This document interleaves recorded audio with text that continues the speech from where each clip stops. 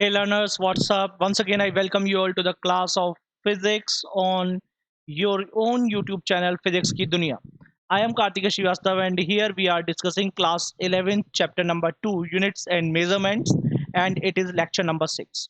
Guys, in today's lecture, we are going to discuss the third application of dimensional analysis, which is conversion of one system of unit into another. In the previous lecture, we have discussed the method of deriving different physical relations, and in today's lecture, we are going to understand the last and the final application of dimensional analysis according to the syllabus of 11 JEE mains and NEET. So, are you guys ready? Let's begin. Yes, students. तो आज हम पढ़ने वाले हैं conversion of one system of unit into another. ठीक है, ये क्या है? It is the third application of dimensional analysis. Dimensional analysis में हमने दो एप्लीकेशन इससे पहले पढ़ लिए हैं. आप उनके लेक्चर्स जिन लोगों ने नहीं देखे हैं वो प्लेलिस्ट में जाकर देख सकते हैं उन लेक्चर्स को. आज हम बात करेंगे third application, conversion of one system of unit into another. ठीक है, तो अगर आपको याद हो तो जिस दिन मैंने मेजरमेंट की डेफिनेशन बताई थी, उस दिन मैंने बताया था कि हर मेजरमेंट के लिए दो कंपोनेंट्स का होना नेसेसरी है, और वो कंपोनेंट्स थे न्यूमेरिक वैल्यू एंड यूनिट. और आपको मैंने ये भी बताया था कि किसी भी मेजरमेंट में न्यूमेरिक वैल्यू और यूनिट का प्रोडक्ट हमेशा एक कांस्टेंट होता है. इसका मतलब n1 u1 is equal to n2 u2, where n1 is the numeric value in one system of unit, that is u1, and n2 is the numeric value of another system of unit, which is u2. ठीक है, तो अब यहां पर देखिए n1 u1 is equal to n2 u2. इसमें हम करते क्या है कि u1 को m1 l1 t1 और उनकी पावर्स यानी dimensions a b and c ऐसे मान लेते हैं, और u2 को m2 l2 और t2 और उनके डायमेंशन सेम रहेंगे क्योंकि क्वांटिटी में कोई चेंज नहीं हो रहा है. क्वांटिटी सेम है, सिर्फ उसकी यूनिट चेंज की जा रही है. तो इसलिए जो m1 l1 और t1 थे u1 में, आप देख सकते थे u1 के करस्पॉन्डिंग m1 l1 और t1 थे, इनकी पावर्स भी a b c थी. और u2 के करस्पॉन्डिंग m2 l2 और t2 हो गए, तो इनकी पावर भी a b c है. पावर्स जो होती हैं, आपको याद होगा कि किसी भी फिजिकल क्वांटिटी को अगर आप फंडामेंटल क्वांटिटीज के टर्म में लिखते हैं तो उसके ऊपर कुछ पावर्स आ जाती हैं, और वो पावर्स डायमेंशन होती है. डायमेंशन यूनिट के साथ चेंज नहीं होती, इसीलिए चाहे आप u1 यूनिट में मेजर करें या u2 यूनिट में मेजर करें, डायमेंशंस में कोई चेंज नहीं हो रहा. Therefore powers a b and c are same, लेकिन जो न्यूमेरिक वैल्यूज हैं उनमें चेंज हो जाता है. और जो सिस्टम ऑफ यूनिट है उसके अकॉर्डिंग, जैसे किलोग्राम में मास था m1 में, मान लीजिए m1 किलोग्राम में था, m2 ग्राम में हो गया. L1 मीटर में था, L2 सेंटीमीटर में हो गया. तो इस तरीके से क्या हुआ कि क्योंकि जो क्वांटिटीज थी उनकी यूनिट्स चेंज हो रही हैं. ठीक है, तो इसलिए हमने यूनिट्स को पहले m1 l1 t1, अब m2 l2 और t2 लिखा है. लेकिन डायमेंशंस में कोई चेंज नहीं आ रहा, क्योंकि क्वांटिटी की यूनिट चेंज करने का मतलब उसकी डायमेंशन को चेंज करना नहीं होता. इसलिए यहाँ पर जो पावर है a b एंड c, ये क्या है? ये सेम है अपनी जगह. ठीक है, इस फॉर्मूले n1 u1 is equal to n2 u2 से अगर मैं n2 की वैल्यू निकालता हूं तो क्या आता है? n2 is equal to n1 u1 upon u2. ठीक है, यहां से n2 is equal to n1, और u1 और u2 की जो वैल्यूज हमने m l और t के टर्म में लिखी थी, उन वैल्यूज को मैंने यहाँ पुट कर दिया. और पुट करने के बाद when you will solve it, then you will get to know n2 is equal to n1 into m1 upon m2 की power a, L1 upon L2 की power b and T1 upon T2 की power c. ठीक है, ये आपको formula मिलेगा for the numeric value in another system of unit. तो इस फॉर्मूले से आप क्या करते हैं? न्यूमेरिक वैल्यू पता कर लेते हैं. क्लियर है? अब कैसे पता करते हैं वो अब हम क्वेश्चन में देखते हैं. यहाँ आपको कोई डाउट नहीं होगा, क्योंकि आपको पहले भी बताया था मैंने कि n1 u1 n2 u2 के इक्वल होगा. ठीक है, क्योंकि किसी भी मेजरमेंट में, सब याद आ रहा है आपको, किसी भी मेजरमेंट में न्यूमेरिक वैल्यू और यूनिट का प्रोडक्ट हमेशा कांस्टेंट होता है.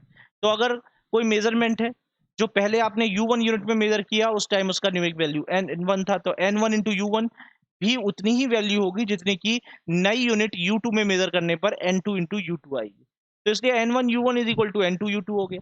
अब U1 और U2 यहाँ यूनिट थी, आपने क्या किया, उनको डायमेंशनल फॉर्मूले की फॉर्म में लिखा। डायमेंशनल फॉर्मूले में आपने MLT जो होते हैं उनके साथ U1 के केस में 1 1 लगा लिया और U2 के केस में 2 2 लगा लिया, ठीक है, उनके सफिक्स में। लेकिन पावर्स चेंज नहीं की, क्योंकि पावर्स डायमेंशन को शो करती है और dimension of a given quantity is same in all systems of unit, ठीक है। यहां से आपने N2 की वैल्यू निकाली और उस N2 की वैल्यू को निकालने के बाद ये फॉर्मूला आपके पास आ गया। Clear? This formula you got. Now we'll solve a question based on this formula to understand how to deal with the question. Yes, so here it is the first question. Convert 5 Newton into series system. आपको 5 Newton, Newton force की unit होती है, यानी आपको 5 Newton का force दिया गया है और आपसे कहा गया है, न्यूटन कौन सी यूनिट है, ऐसा यूनिट।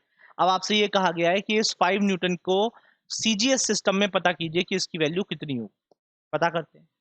तो देखिए जो दिया गया है उसे 1 मान लेते हैं, तो N1 आपको यहाँ 5 दे रखा है, U1 न्यूटन दे रखा है। या तो आप चाहें तो अगर आपको फॉर्मूला पता है डायमेंशनल फॉर्मूला उस क्वांटिटी का, तो सीधे लिख सकते हैं। लेकिन अगर आपको नहीं पता तो आप क्या कर सकते हैं, जो क्वांटिटी है उसको पहले फंडामेंटल क्वांटिटीज की एसआई यूनिट्स के टर्म में लिख सकते हैं। तो यहाँ पर क्या किया मैंने, न्यूटन जो था, जिन बच्चों को नहीं पता कि न्यूटन का डायमेंशनल फॉर्मूला क्या होता है, उनके लिए न्यूटन को पहले किसके टर्म में लिख लिया, फंडामेंटल क्वांटिटीज के टर्म में लिख लिया। तो न्यूटन को अगर आप फंडामेंटल क्वांटिटी के टर्म में लिखते हैं तो F is equal to MA वाले फॉर्मूले से, मास इंटू एक्सेलरेशन वाले फॉर्मूले से, मास की ऐसा यूनिट किलोग्राम और एक्सेलरेशन की ऐसा यूनिट मीटर पर सेकंड स्क्वायर। तो किलोग्राम मीटर पर सेकंड स्क्वायर ये न्यूटन की फंडामेंटल यूनिट्स के टर्म में रिप्रेजेंटेशन होता है। अब किलोग्राम के करस्पॉन्डिंग आपने मास लिखा M1, ठीक है, क्योंकि किलोग्राम है, उसकी किलोग्राम की पावर 1 है तो M1, ठीक है, इसके ऊपर कोई पावर नहीं लगाई। मीटर लेंथ होता है और लेंथ की भी पावर यहाँ 1 ही है, क्योंकि मीटर के ऊपर 1 अगर कुछ नहीं होता तो 1 मानते हैं, तो मीटर के ऊपर भी 1 है, तो L1 और इसके ऊपर भी पावर कुछ नहीं लगानी है आपको। और सेकंड स्क्वायर है पर में, तो सेकंड के लिए कैपिटल टी, टाइम के लिए कैपिटल टी लिखा जाता है। 1 U1 था तो इसलिए यहाँ सब जगह 1 लगेगा, और सेकंड स्क्वायर था अपॉन में, तो अगर आप इसको इधर ले आएंगे न्यूमरेटर में तो ये टू द पावर -2 हो जाएगा, तो टी की पावर आपने -2 पुट कर दी, ठीक है। अब इसके बाद क्या किए, N2 आपको फाइंड आउट करना है।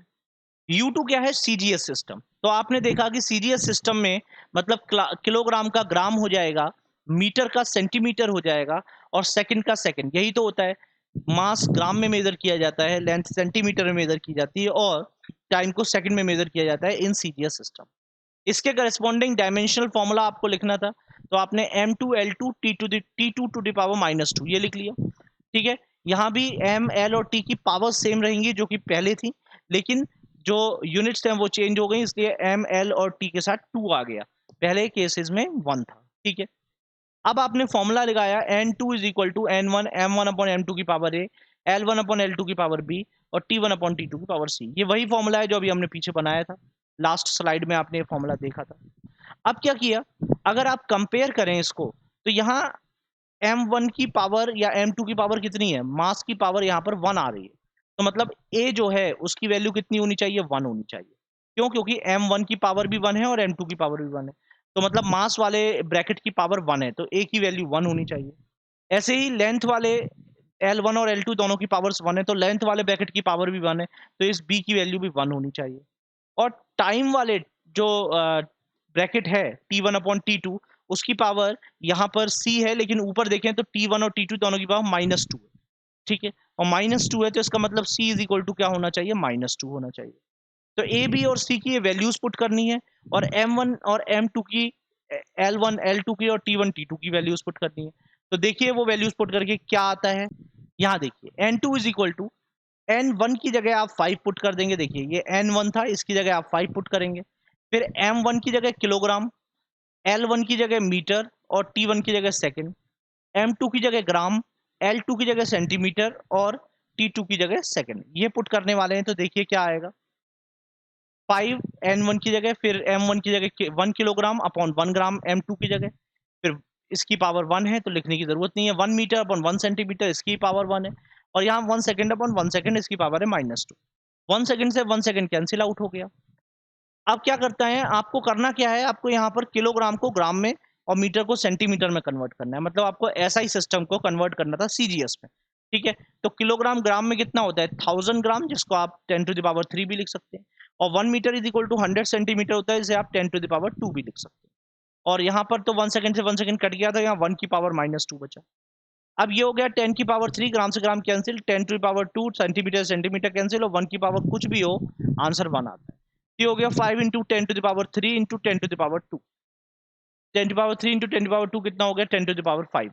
तो n2 की वैल्यू कितनी आ गई आपके पास, 5 इंटू 10⁻5। ठीक है, तो इसका मतलब कि 5 न्यूटन इज इक्वल टू कितना हो गया, 5 इंटू 10⁻5। और सीजीएस सिस्टम में आपने क्या यूनिट लिखी थी, ग्राम सेंटीमीटर पर सेकंड स्क्वायर। अब ये जो ग्राम सेंटीमीटर पर सेकंड स्क्वायर है, इसको डाइन नाम दिया गया है। ठीक है, फोर्स की सीजीएस सिस्टम में जो यूनिट है वो क्या है, डाइन। तो आपने क्या किया, ग्राम सेंटीमीटर पर सेकंड स्क्वायर की जगह डाइन लिख दिया। ठीक है, तो this is the conversion of 5 Newton of force into CGS system. Clear. अगला देखिए, convert 1 joule of work into CGS system. अब क्या करना है, 1 जूल ऑफ वर्क है और उसको सीजीएस सिस्टम में कन्वर्ट करना है। यानी जैसे अभी न्यूटन किसकी, फोर्स की यूनिट थी, ऐसा यूनिट, और उसको कन्वर्ट करना था सीजीएस सिस्टम। ऐसे ही अब क्या है, वर्क की ऐसा यूनिट होती है जूल, और उसको आप कन्वर्ट करने वाले हैं सीजीएस सिस्टम में। तो देखिए क्या करेंगे, n1 की वैल्यू यहाँ 1 दे रखी है, u1 जूल है। जूल का मतलब अगर आप उसको फंडामेंटल यूनिट्स में लिखते हैं तो kilogram metre square per second square होता है। किलोग्राम के करस्पॉन्डिंग m, मीटर के करस्पॉन्डिंग l, और स्क्वायर है तो l का स्क्वायर, और टाइम के करस्पॉन्डिंग, सेकंड के करस्पॉन्डिंग t, और उसकी पावर -2, क्योंकि पर सेकंड स्क्वायर था इसलिए। और क्योंकि ये u1 था तो आपने यहाँ m1 l1 और t1 लगा दिए। इसी तरीके से u2 जो होगा वो क्या होगा, ग्राम centimetre square per second square. इसके करस्पॉन्डिंग अगर आप यूनिट्स देखेंगे डायमेंशन की, तो वो क्या आ जाएंगी, m2 l2 square t2 to the power -2। पता क्या करना है आपको, आपको पता करना है n2। अब आपके पास क्या तरीका है, we know that n2 is equal to this formula is there. आप फिर से कंपेयर कीजिए तो m1 m2 किसी भी एक की पावर देख लें, वही a होगी, वैल्यू होगी। आप m1 या m2 में से किसी की पावर देख लें, वो a की वैल्यू होगी। l1 या l2 में से किसी की पावर देख लें, वो b की वैल्यू होगी। और t1 या t2 में से किसी की पावर देख लें, वो c की वैल्यू होगी। एक बात बस याद रखने की है कि हमेशा जो पावर m1 की है वही m2 की होगी, जो l1 की है वही l2 की होगी, जो t1 की है वही t2 की होगी। तो यहाँ अगर आपने कंपैरिजन किया तो a इज इक्वल टू 1 आया, b इज इक्वल टू 2 आया, और c इज इक्वल टू -2 आया। ठीक है, और n1 की वैल्यू 1 है, m1 किलोग्राम है, L1 मीटर है, T1 सेकंड है, M2 ग्राम है, L2 सेंटीमीटर है, और T2 सेकंड है। अब ये वैल्यूज हमने इस N2 इज इक्वल टू वाला जो फॉर्मूला है, ये वाला फॉर्मूला, इस फॉर्मूले में ये वैल्यूज पुट कर दी है। तो चलिए करते हैं। तो N2 is equal to 1 into, ये आपने वैल्यूज पुट की सारी। जब वैल्यूज पुट करने के बाद फिर वही किया, किलोग्राम को ग्राम में और मीटर को सेंटीमीटर में कन्वर्ट किया, सेकंड से सेकंड कैंसिल आउट हो गए, यहाँ ग्राम से ग्राम कट गया, सेंटीमीटर सेंटीमीटर कट गया। तो ये बचा यहाँ पे 10⁻³ इंटू 10 के स्क्वायर का स्क्वायर, तो 10 स्क्वायर होल स्क्वायर, ये बचा। तो ये इज इक्वल टू क्या हो गया, 10⁻³ into 10⁻4, which is equal to 10⁻7। तो इसका मतलब n2 की वैल्यू 10⁻7 आ गई। This means 1 joule is equal to 1 into 10⁻7 gram per centimetre, वो gram centimetre square per second square. ठीक है, 1 जूल को अगर आप सीजीएस में कन्वर्ट करते हैं तो it comes out to be 1 into 10⁻7 gram centimetre square per second square. ये जो gram centimetre square per second square है, इसको एक और नाम दिया गया है अर्ग। ठीक है, समझ में आ गई बात। जैसे एसआई सिस्टम में जूल नाम दिया गया है, ऐसी सीजीएस सिस्टम में वर्क की यूनिट को नाम दिया गया है अर्ग। ठीक है, तो अगर आप gram centimetre square per second square को अर्ग से रिप्लेस कर देते हैं, then the formula comes out to be 1 joule is equal to 1 into 10⁻7 erg. Clear. तो इस तरीके से आपने क्या किया, जूल की वैल्यू अर्ग में पता कर दी। एक और क्वेश्चन देखते हैं। ये क्वेश्चन एनसीईआरटी का एक्सरसाइज का क्वेश्चन है। ठीक है, और अच्छा क्वेश्चन है। आपकी थोड़ी सी जो अभी तक हम चल रहे थे एसआई सीजीएस उससे थोड़ा सा अलग है। समझिए इस क्वेश्चन को क्या कह रहा है। If a system of unit is employed in which the unit of mass equals 1 alpha kilogram, unit of length equals beta meter, and unit of time is gamma second, ये gamma है, ठीक है, gamma second, then show that a calorie has a magnitude of 4.2 alpha inverse beta to the power minus 2 gamma square, where 1 calorie is equal to 4.2 joule. यानी आप समझिए इस बात को कि क्या कहा है उसने। उसने ये कहा है कि 1 कैलोरी है, 1 कैलोरी को आपको कन्वर्ट करना है एक ऐसे सिस्टम ऑफ यूनिट में, कितने को, 1 कैलोरी को कन्वर्ट करना है एक ऐसे सिस्टम ऑफ यूनिट में जिसमें मास जो है वो अल्फा किलोग्राम हो, ठीक है, लेंथ बीटा मीटर हो, और जो टाइम की यूनिट है वो गामा सेकंड हो। मतलब अभी तक हम मास की यूनिट किलोग्राम लेते थे, ग्राम लेते थे, लेंथ की यूनिट मीटर सेंटीमीटर ले रहे थे, टाइम की यूनिट सेकंड ले रहे थे, और उसने कह दिया कि नहीं, अब मास की जो यूनिट आपको लेनी है दूसरे सिस्टम ऑफ यूनिट में वो कितनी लेनी है, तो उसने कहा अल्फा किलोग्राम लेनी है। लेंथ की जो यूनिट लेनी है वो बीटा मीटर लेनी है, और टाइम की जो यूनिट लेनी है वो गामा सेकंड लेनी है, और फिर आपको शो करना है यानी प्रूव करना है कि 1 कैलोरी इज इक्वल टू इतना होता है। ठीक है, चलिए बात शुरू करते हैं। अब क्या दे रखा है, सबसे पहले हिंट दी है कि 1 calorie is equal to 4.2 joule. तो यही बात हमने यहां से शुरू की कि 1 calorie is equal to 4.2 joule. तो अगर मैं अब यहां से देखूं तो n1 कितना हो गया, 4.2।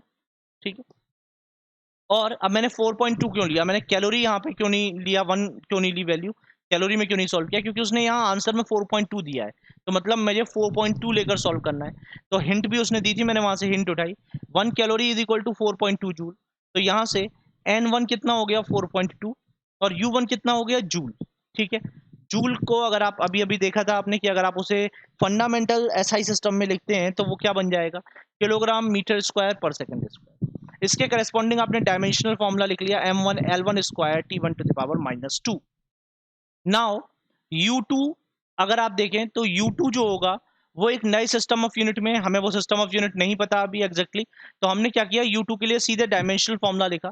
तो m2 l2 square t2 to the power minus 2, क्योंकि वर्क क्या डायमेंशनल फॉर्मूला आएगा, सिर्फ क्या होगा, m l और t की जो पावर्स हैं वो सेम रहेंगी, उनके साथ सफिक्स में 2 आ जाएगा। ठीक है, जहां m2 क्या होना चाहिए, उसने कहा है कि m2 की वैल्यू अल्फा किलोग्राम होनी चाहिए, ऐसा उसने क्वेश्चन में कहा था। l2 की वैल्यू बीटा मीटर होनी चाहिए, और t2 की वैल्यू कितनी होनी चाहिए, गामा सेकंड होनी चाहिए, ऐसा उसने क्वेश्चन में कहा था। n2 आपको पता करना है। ठीक है, हमने फिर से फॉर्मूला जो था ये फॉर्मूला अप्लाई किया, n2 is equal to n1 m1 upon m2 की power a, l1 upon l2 की पावर b, और t1 अपॉन t2 की पावर कितनी है, c।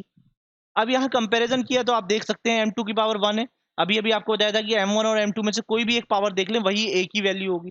तो m2 की पावर कितनी है 1, तो a की वैल्यू कितनी आ गई 1।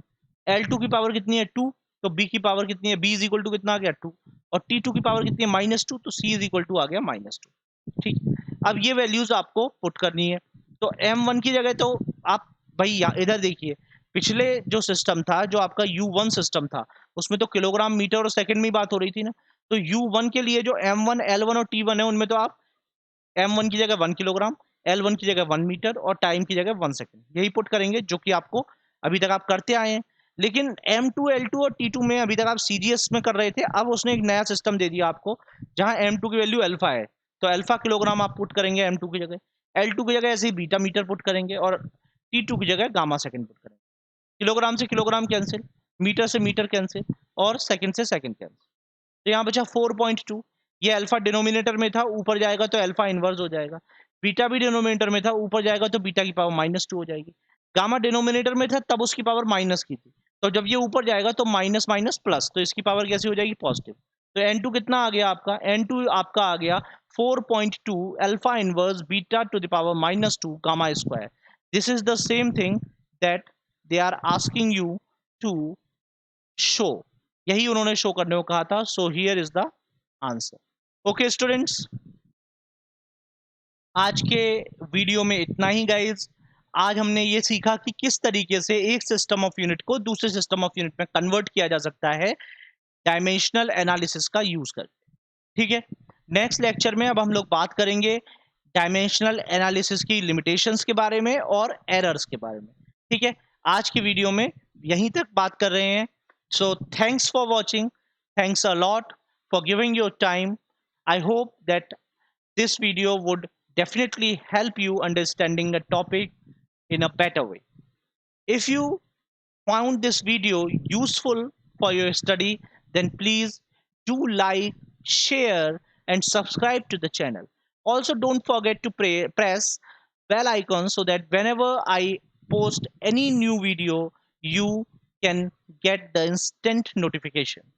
This was the lecture from Physics Ki Duniya, your own YouTube channel.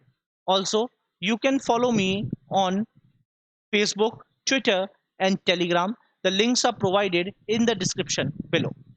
You can comment in the comment section to let me know how this video was.